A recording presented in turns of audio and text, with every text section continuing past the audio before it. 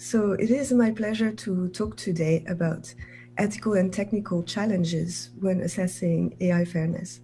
And first, trigger warning, this talk talks about difficult topic. I'm gonna discuss gender, race, health, disabilities, and I should also warn you that there'll be a little bit of math, be careful, but it will be visual, so you should understand, I hope so.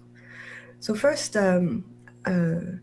a little bit of context. Fairness that I work on is part of AI ethics. AI ethics is about making systems that are, first of all, safe, that preserve mental and physical health or privacy or risks of scams, for example, but also fair in the sense that they promote equity and non-discrimination. They should also be transparent and understandable so that people can question them, discuss them, and then be accountable for and legal when there are people to blame. They should be identifiable and there should be consequences for wrongdoings. And in this talk, I will primarily talk about AI that are safe and fair by looking at their errors. If it makes too much errors, it might not be safe, and it might not be fair if it makes more errors for certain people rather than other people. It's a new form of discrimination. But you will see that these principles also relate to the other principles that I introduced, like transparency and accountability. So first, a little introduction on what is machine learning. Let's simplify what is machine learning or AI as how it works internally. It tries to map objects in a kind of space, multidimensional, where similar objects are close to each other. That's the basic principle that I use in my slides. So for example, here we have placed these objects that are human close to each other. And it's a simplification of the real world. Here we have two dimensions, but in reality, humans are complicated. And this is an image of a kind of cabbage we have in Europe that I really like. It develops in fractals. If you keep looking more and more in details, there will always be features and characteristics that you have not considered about humans. But we make this simplification and then we try to make predictions. For example, we could try to predict a person's gender, male or female. And the AI system, when you give it a new data point here, it positions it in this multidimensional space. It's going to look what it is close to, and here it's close to the female. So the prediction would be this person is a female. And already a lot of wrong things can happen already at this simple stage. So first of all, we have to question what have we modeled. Gender is not binary. There are different kinds of gender. If at least we could have 3 genders, male, female, and non-binary, that would be a big progress, but there's more that we could model about gender. So we have to remind ourselves that what we call the ground truth in AI, so what we tell the AI system, this is the truth, this is what you should classify, this is not the truth. It's a simplification. And it's a human construct. So we have means to act on it. It's a design problem. We can decide what should we label, what should we let the AI system be able to detect or not. Also, we have to remind ourselves that humans can disagree. Maybe if you ask different humans, is this person, what is the gender of this person? Maybe a majority would say female, but some might say male, some might say non-binary. And this nuance and ambiguity that is occurring naturally in the real world can be lost in AI.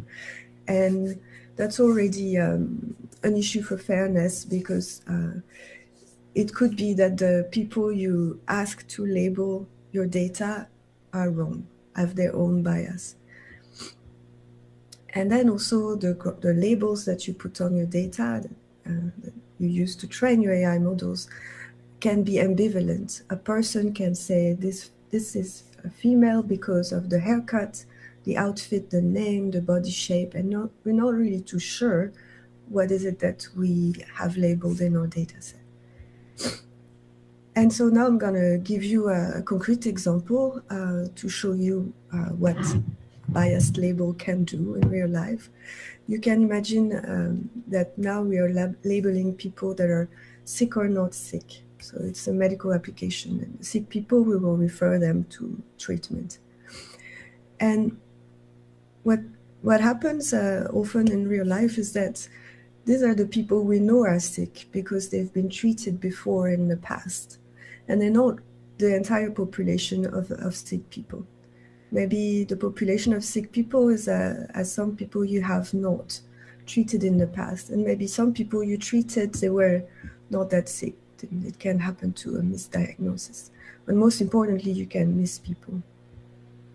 And this is what happened in a famous study by Obermeyer already 7 years ago, where they found that it was due to access to medical treatment for financial reason, for example, that people in the US not necessarily have the money to go to have treatment. So they missed a lot of sick people in their model that have not been treated.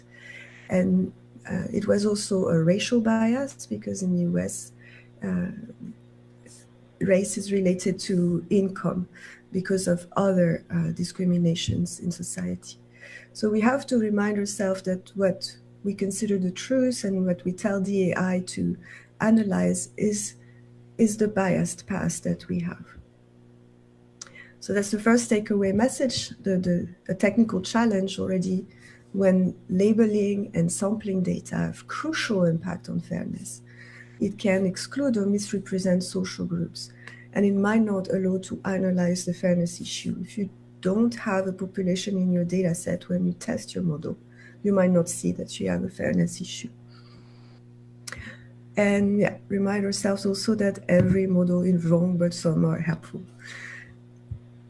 So now let's imagine we know what is the truth. AI says this is a female, and in this area we can see that there are some errors, some males that are considered females, some female considered males. And we could say, okay, it's the same amount of error, same chance of error for male and female, so it's fair, or is it not fair? Everybody has the same chance of errors. So a lot can go wrong again, because in practice, the error magnitude can change. So here is a concrete example and the tiny bit of math that I want to do today. It's very simple. Let's say there is a tech provider tells you they have a great AI system for detecting gender. It considers several genders and it detects 99% of all the females you give it, all the males you give it, all the non-binary people. So now a simple question is, when it detects a female, what are the chances of errors? And given this information, we might tend to think that it's about 1% of errors. And actually, I'm going to show you that it's not at all the case. When it detects a female person, you can have a large amount of numbers. And we don't have enough information here to know. So here is a visual example. Let's imagine on the left is the population of male, on the right the population of female. I removed all the gender just for simplicity. And here in orange, these are the errors, like 1% of the male, 1% of the female. But in reality, maybe females are rare, or non-binary people, as a matter of fact, are more rare. And so when you detect a female, you also have all the errors from the other gender that are detected as female. And here is this proportion of both populations, we'd have, say, 50% of errors. But if your female would be even more rare, then you might have 80% of error, 90% of errors. There is simple bits of, for non-binary people, even more rare, maybe majority of errors. And there are simple math that we can do to re-estimate these numbers of errors, but we need to ask the tech providers to do this math for us as well. And here is a visual example, so that's the kind of research also I'm doing, not only estimating errors with varying populations, some visualization. Here's two bar charts. Everything that is above the zero line is classified, say, as a female. Oh, sorry, the text is wrong, but anyway, you classify everything above the zero line as female, everything below as male. And here it shows the proportion of female that are stressed and male that are stressed. Sorry. So it's a detector of stress, and you see how it works for each gender.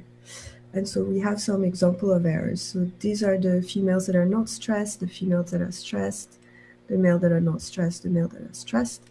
And everything above the zero line is detected as stress. So we could see we have more errors for male in that example. But okay, just I'm going a bit fast because I have little time. But just visually here, you could see in these three figures that we have different distribution of errors depending on male and female. But I've used the same model here. It's exactly the same AI system. The only thing that changed is the proportion of male and female and the proportion of stressed and not stressed people. And here you have an overview of how much the error magnitude can change in practice when your population sizes changes too. So we have many classes and population sizes and many populations to consider, so it is a complex problem. But as a takeaway message, when you try to know how many errors to expect in practice and you're given some error rates that look good, remember that you can expect more errors for minorities, and they're also harder to estimate. So, takeaway message, the technical decisions we make for measuring errors are crucial for fairness.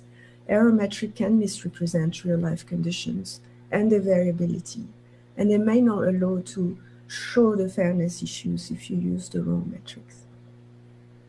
Okay, now I'm going to conclude that fairness is not only about errors.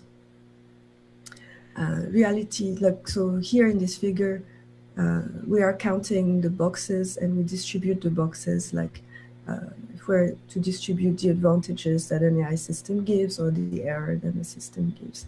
And some people are maybe disadvantaged, smaller, so you want to give them more advantages. So it's how you can think about distributing advantages and errors of AI system. To be fair, you have to have equity. But reality is not that simple. There are people who are already disadvantaged by society, and that's the example I gave with this health application, where some people have less access to health because of financial and racism in the US. So we have to consider that too when we make these technical decisions. Are we again impacting the same populations over and over? And then also here we see on the right another picture where we have to rethink the problem in the first place. Here in this example, you need to solve a problem that there is a fence and people need to see the game that is happening. And so you have to wonder, why do we have a fence in the first place? Maybe let's remove the fence. Maybe we have an AI system that is just there as a patch to a bigger problem that we can solve with other means. So ethical problems are more than technical problems. Here with the AI problems, we tend to be in the middle figure. We try to distribute benefits and harms equally as a piece of math to calculate. But it's also a societal problem in which it takes place, and maybe a political problem to remove the fence, for example. But it's also a design problem to rethink, why do we need to have this AI system in this situation? Maybe there's better that we can do. And about design, Dorothée, the speaker after me, will tell you much more, but inclusivity and ethical design, it concerns all of us. Here's this example. It's taken from guidebooks from Microsoft. You can see that you may want to cater to people who have disability, say have one arm only. But by addressing their needs, you address the need of other people who are temporarily in a difficult situation, like have an arm injury or are new parents and need to hold a baby. And the numbers add up. Maybe you think that the people with the disability is rare, but other people with similar issue temporarily, instead of counting them by the few thousand people, we count them in a few million people there. So is it rare to be a minority, like being colorblind, intersex, or dyslexic, or autistic? I give these examples because I computed a few numbers to estimate in this room, in the city in which you are, or in the whole country of Taiwan, how many people would have these conditions that we may consider rare. Of course, they're hard to measure. The color blindness is gender dependent. Intersex is a whole spectrum, but there is a globally accepted number by intersex people and non-binary people that it's 1.7% of people are intersex, meaning it's non-binary on the physical, biological level. So here are the numbers.